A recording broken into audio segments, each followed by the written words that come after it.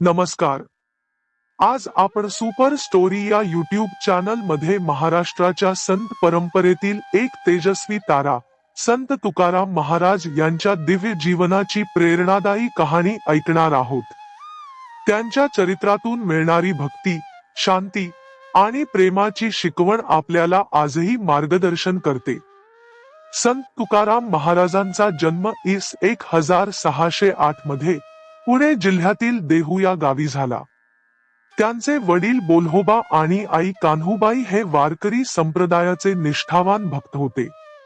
घरातच भक्तीचा वारसा मिळाल्यामुळे लहानपणापासूनच तुकारामांचा ओढ अध्यात्माकडे वाढला. लहान वयातच त्यांच्या जीवनात अनेक संकट आली.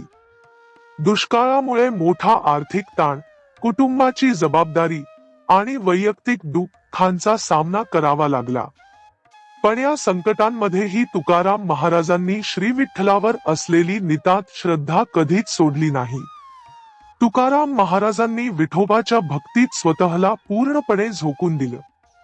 देहूच्या इंद्रायणी नदीच्या किनारी त्यांनी अभंग रचना सुरू केली. त्यांच्या अभंगांमधून साध्या, सोप्या शब्दांत पण खोल अर्थाने भक्ती, समाजसेवा आणि आत्मज्ञानाची शिकवण दिली. त्यांच्या अभंगात अशा ओळी आढळतात. जे का रंजले गांजले, त्यासी म्हणे जो आपुले. तोची साधू ओळखावा, देव तेथेची जाणावा. या ओळींमधून त्यांच्या सर्वस्मावेशक भक्तीचा आणि माणुसकीचा सुगंध अनुभवता येतो. तुकाराम महाराजांनी हजारो अभंग रचले, जे आजही लोकांच्या ओठांवर आहेत. त्यांच्या रचनांमध्ये भक्तिरस तर आहेच, पण त्याचबरोबर जीवनाचं सार, नीतिमत्ता आणि मानवी मूल्यांचं सुंदर दर्शन घडतं. तुकाराम महाराजांनी सत्य नामस्मरणावर भर दिला. त्यांचं मत होतं की विठ्ठलाचं नाव घेतलं की सर्व दुःख हलकी होतात. त्यांनी लोकांना सांगितलं की कुठलाही मोठा विधी किंवा ज्ञानसंपत्ती नसेल तरी हरिनामातच सर्वश्रेष्ठ शक्ती आहे. त्यामुळे त्यांनी विठ्ठलाची नाळ सामान्य माणसांपर्यंत पोहोचवली. संत तुकाराम महाराज आणि छत्रपती शिवाजी महाराज यांचं एक अनोखं नातं होतं. शिवाजी महाराजांना तुकारामांच्या अभंगांनी आणि विचारांनी खूप प्रेरणा मिळाली. जिजाबाईंनी तुकाराम महाराजांचं कीर्तन ऐकल्यावर शिवरायांना त्यांच्या भेटीस पाठवलं होतं. तुकाराम महाराजांनी शिवाजी महाराजांना सांगितलं की राजा असाल तरी अहंकार नको. प्रजेसाठी न्याय, दया आणि धर्माचं रक्षण करा. ही शिकवण शिवरायांच्या नेतृत्वाचं एक महत्वाचं अधिष्ठान बनली. आजही लाखो भाविक तुकाराम बीज साजरी करतात. देहू गावात इंद्रायणीच्या तीरावर दरवर्षी भव्य पालखी सोहळा भरतो. तुकाराम महाराजांनी सुरू केलेल्या वारी परंपरेचा वारसा आजही अबाधित आहे. वारकरी संप्रदायाच्या माध्यमातून त्यांच्या अभंगांचा गजर अजूनही महाराष्ट्रभर घुमतो.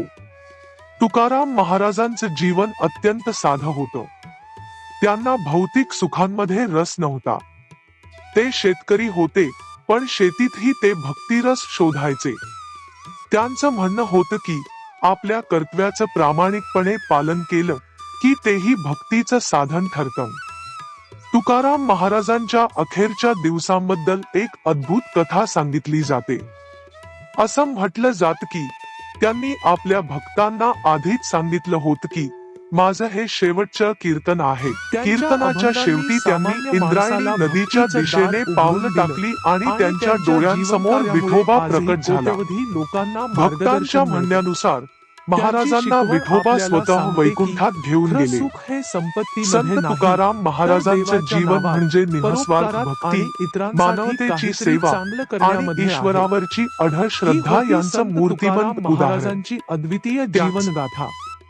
तुम्हाला हा व्हिडिओ आवडला असेल तर सुपर स्टोरी चॅनलला सबस्क्राईब करा आणि लाईक करायला विसरू नका.